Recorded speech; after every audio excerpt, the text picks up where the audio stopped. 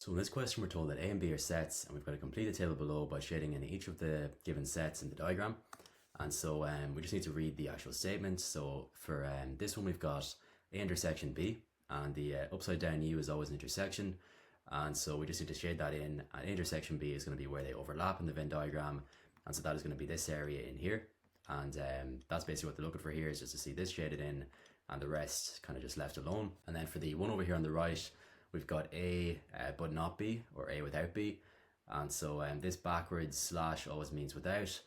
And so basically A without B is going to be everywhere that A and B don't interlap, but A still actually exists. So that's going to be everything except the intersection, and that is going to look like this. So we've shaded those in now, and that's going to be it for the first part of this question. For the second part here, we're asked to complete the Venn diagram below by writing each element of the set U in the correct region of the Venn diagram. And we're given these sets U, P, Q, and S, where U is always going to be everything in the entire Venn diagram, and then P, Q, and S are specific sets.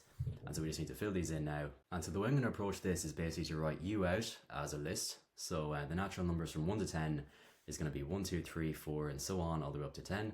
And we're just going to go through these one by one and then cross them off as we deal with them. So this is kind of a way to make sure we don't miss any numbers or misplace any. And so we're going to go through these numbers now. So to start off with number 1, we can see that 1 is in the set U obviously, but it's not in the set P because we don't see it in these brackets. It's not in the set Q, however it is in the set S because 1 is a factor of 10, and in fact 1 is a factor of every natural number, but we basically just need to put 1 in the set S. So we're just going to draw a dot in here and just put 1 beside it. So we can cross one off our list and just move on to the number 2. And similarly for 2, we can say that 2 is not in the set P or Q because it's not in these brackets here. But 2 is also a factor of 10 because 2 times 5 is equal to 10.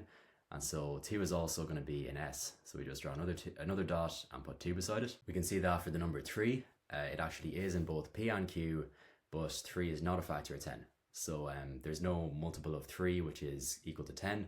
And so we can just put 3 in both P and Q but outside S.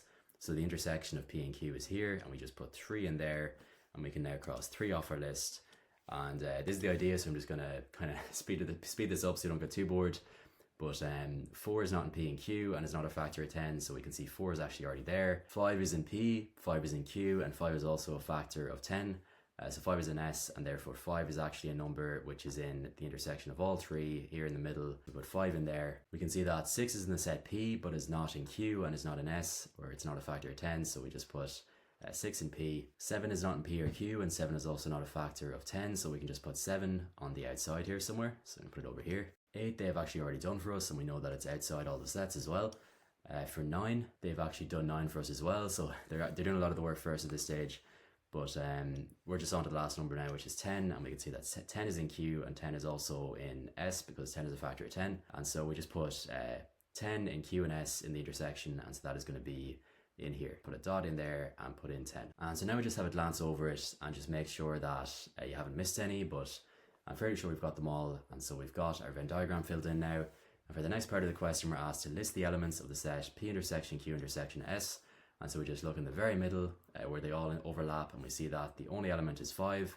And so we can just put 5 in the list and then close the bracket again. So it's not a very long list, but that is the intersection of all these 3 sets. And then finally we're asked to list the elements of the set P but not Q. So in other words, what are the numbers that are in P but not in Q? And so we just look at P, and we can see that there's 2 numbers in here in the intersection which we don't include because they're also in Q. And so our 2 numbers that we do include are going to be 6 and 9 because they're not in Q. And so our list here is just going to be the elements 6 and 9, and so that is going to be it for this question.